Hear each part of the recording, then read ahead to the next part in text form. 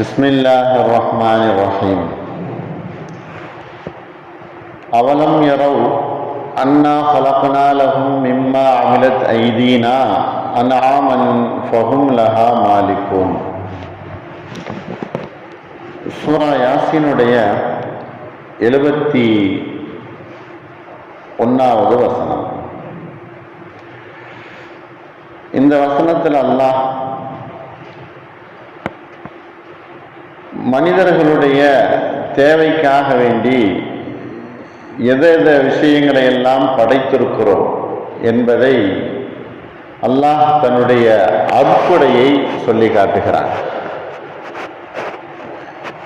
ஏற்கனவே ஆரம்பத்தில் சில ஆயத்துகளில் உலகத்தினுடைய படைப்புகளுடைய பெரிய பெரும் படைப்புகளை கொண்டு அத்தாட்சிகளாக மனிதர்களுக்கு சொன்னான். இது மனிதர்கள் பயன்படுத்தக்கூடிய சில படைப்புகள். அந்த படைப்புகளை நாம் எப்படி படைத்தோம் என்பதை அல்லாஹ் இந்த ஆயத்தில் சொல்லி காட்டுகிறார். என்ன அது? அவலம் யரோ, அவர்கள் சிந்திக்க வேண்டாமா? அவலம் யரோ, அவர்கள் பார்க்க வேண்டாமா? அவர்கள் எண்ணி பார்க்க வேண்டாமா? அன்னா கலக்னா லஹும், அவர்களுக்காக வேண்டி நாம் படைத்திருக்கிறோம். அன்னா கலக்னா லஹும், அவர்களுக்காக வேண்டி நாம் படைத்திருக்கிறோம்.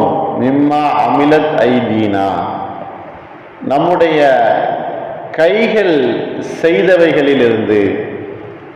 நமது கைகள் அவைகளை இயற்றியதிலிருந்து அந்த மனிதர்களுக்கு நாம் படைத்திருக்கிறோம். எதை? அன்ஆமன், கால்நடைகளை நாம் படைத்திருக்கிறோம். நம்முடைய கைகள் செய்தவற்றிலிருந்து அவர்களுக்கு நாம் கால்நடையை படைத்திருக்கிறோமே, அதை அவர்கள் சற்று சிந்திக்க வேண்டாமா? ஃபஹும் லஹா மாலிகூன், அவர்களுமோ நாம் படைத்த கால்நடையின் மீது அவர்கள் ஆதிக்கம் செலுத்துகிறார்கள். நாம் படைத்த அந்த கால்நடைகளின் மீது அவர்கள் ஆட்சி செய்கிறார்கள், ஆதிக்கம் செலுத்துகிறார்கள். உரிமை உள்ளவர்களாக அவர்கள் இருக்கிறார்கள், உரிமையாளர்களாக. அவலம் யரோ அன்னா கலக்னா லஹும் மிம்மா அமிலத் ஐதீனா அன்ஆமன் ஃபஹும் லஹா மாலிகூன். இந்த ஆயத்தினுடைய சுருக்கமான கருத்து, கால்நடைகளை அல்லாஹ் படைத்திருப்பது தன்னுடைய சொந்த கைகளை கொண்டும் அல்லாஹ் கால்நடைகளை அவர்களுக்கு படைத்திருக்கிறார்.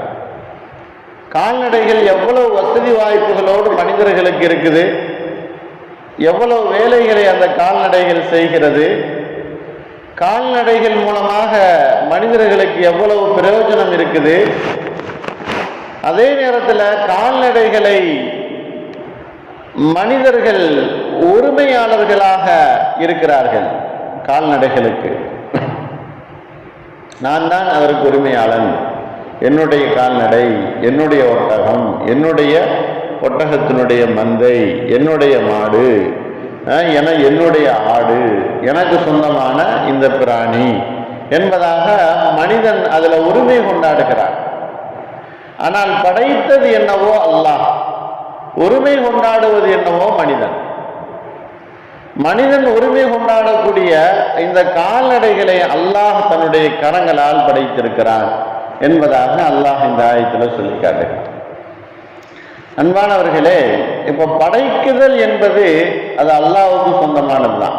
யாரும் உலகத்தில் படைக்க முடியாது, யாராலும் அந்த சக்தி என்பது கிடையாது. உலகத்தில் படைப்பு அப்படிங்கிறது அல்லாஹ்வுக்கு சொந்தமானது. லஹும், அவர்களுக்கு நாம் படைத்திருக்கிறோம் அப்படிங்கிறதுனுடைய கருத்து என்ன?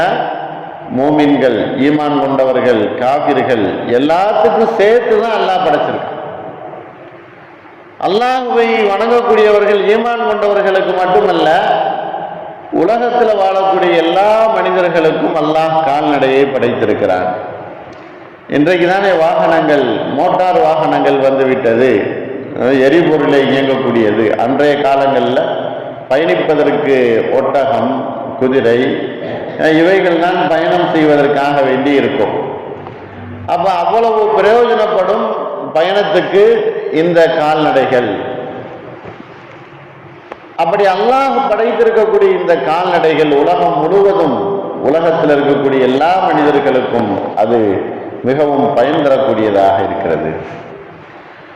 மிம்மா அமிலத் ஐதீனா அப்படிங்கிற அர்த்தம் நம்முடைய கரங்களை கொண்டு செய்தவைகள். அப்ப அல்லாஹ்வுக்கு கரம், கைகள், அல்லாஹ்வுக்கு உடல் உறுப்புகள் இருக்கின்றதா அப்படின்னு பார்த்தா அது அர்த்தம் அல்ல. இந்த இடத்துல ஐதீனா அப்படிங்கிறது கைக்கு சொல்லப்படும், ஹேண்ட் அப்படிங்கிறது தான் ஐதி என்கிற அர்த்தம். ஆனா அல்லாஹ்வுக்கு கை இருக்குதா? கையால் செய்யப்பட்டது.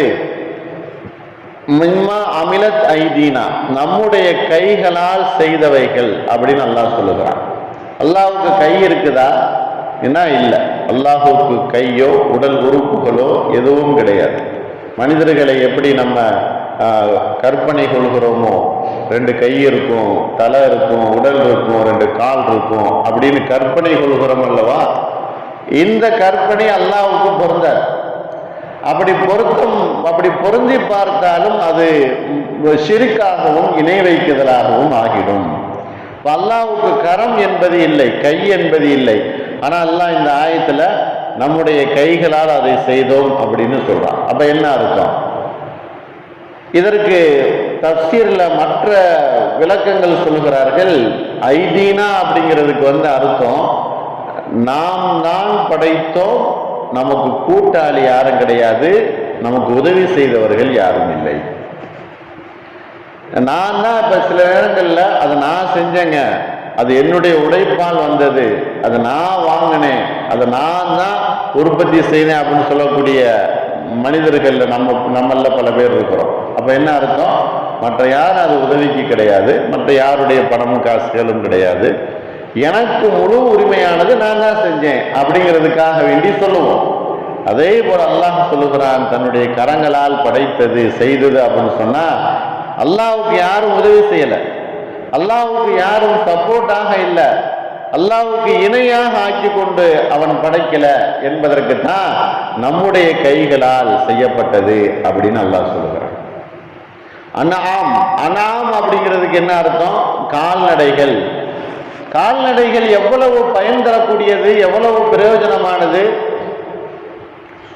இது வீடுகளில் நம்ம வளர்க்கக்கூடிய கால்நடைகள் அது இருக்குது. அதே போல காடுகள்ல, வனாந்தரங்கள்ல இருக்கக்கூடிய கால்நடைகளும் இருக்குது. அல்லாஹ் இந்த ஆயத்தினுடைய கடைசியில ஃபஹும் லஹா மாலிகூன், நாம் படைத்த, நம்முடைய கைகள் படைத்த அந்த கால்நடைகளுக்கு ஆனால் உரிமையாளன் என்பதாக மனிதர்கள் சொல்லிக் கொள்கிறார்கள். அவர்கள் அவருக்கு உரிமையாளர்கள் அல்ல. உலகத்தில் இருக்கக்கூடிய எந்த பொருளுக்கும் உரிமையாளர்கள் அவர்கள் இல்லை. அவர்கள் அந்த பொருளை விட்டுட்டு போயிடுவாங்க, இல்லைன்னா அந்த பொருளை அழிஞ்சு போயிடும். இன்றைக்கு பார்க்குறோமா இல்லையா? கண்ணு முன்னாலேயே தண்ணீர் கொண்டு அவர்கள் வைத்திருக்கக்கூடிய பொருள்கள், வீடுகள் எல்லாத்தையுமே அழிக்குது. அனைத்தையும் அவர்களுடைய கண்களுக்கு முன்னாலேயே அழிந்து போய்விடுகிறது. அதே போல அந்த பொருளை பார்த்து கொண்டே மனிதன் அழிந்து போய்விடுகிறான். இப்படியாக உரிமை கொண்டாடக்கூடிய பொருள்கள் இருக்குதே, அது அவன் உரிமை கொண்டாடுகிறான், ஆனா அது அல்லாஹ்வுக்கு சொந்தமானது. உரிமையினுடைய அர்த்தம் என்ன அப்படின்னா, இருக்கக்கூடிய காலம் வரை அந்த மனிதன் உபயோகப்படுத்தி கொள்ளலாம். அந்த மனிதனுக்கு உரிமை இருக்குது, எனக்கு சொந்தம்னு சொல்லிக்கலாம். நான் பத்திரம் வச்சிருக்கேன், எனக்கு சொத்து சொந்தம் அப்படின்னு சொல்லிக்கலாம் இருக்கிற வரைக்கும். ஆனால் அனைத்துக்கும் சொந்தக்காரன் அல்லாஹ்வாக இருக்கிறார். இது பெரிய நியாமத். கால்நடை என்பது மனிதர்களுக்கு பெரிய நியாமத் என்பதனால அல்லாஹ் தன்னுடைய கையை கொண்டு வந்தும் சொல்லுகிறான், மனிதர்கள் உரிமை உள்ளவர்களாக ஆக்கி வைத்துக் கொள்ளுகிறார்கள் என்பதாகவும் சொல்லுகிறான். இதனுடைய அர்த்தம் என்ன? இதை நீங்கள் சிந்திக்க வேண்டாமா? இதை ஏன் நீங்க யோசனை பண்ணாம இருக்கிறீங்க? இதுல சிந்தித்து அல்லாஹ்வை நீங்கள் விளங்கிக் கொள்ளணும் என்பதை அல்லாஹ் இந்த ஆயத்தில் சொல்லி காட்டுகிறான். அல்லாஹ்வை முழுமையாக விளங்கி அவனுக்கு முழுமையாக வழிபட்டு நடக்கக்கூடிய நல்லோர்களுடைய கூட்டத்தில் அல்லாஹ் நம் எல்லோரையும் சேர்த்து அருள் புரிவானாக. வாஹிர் தாவான் அல்ஹம்துலில்லாஹி ரப்பில் ஆலமீன். அஸ்ஸலாமு அலைக்கும் வரஹ்மத்துல்லாஹி வபரகாத்துஹு.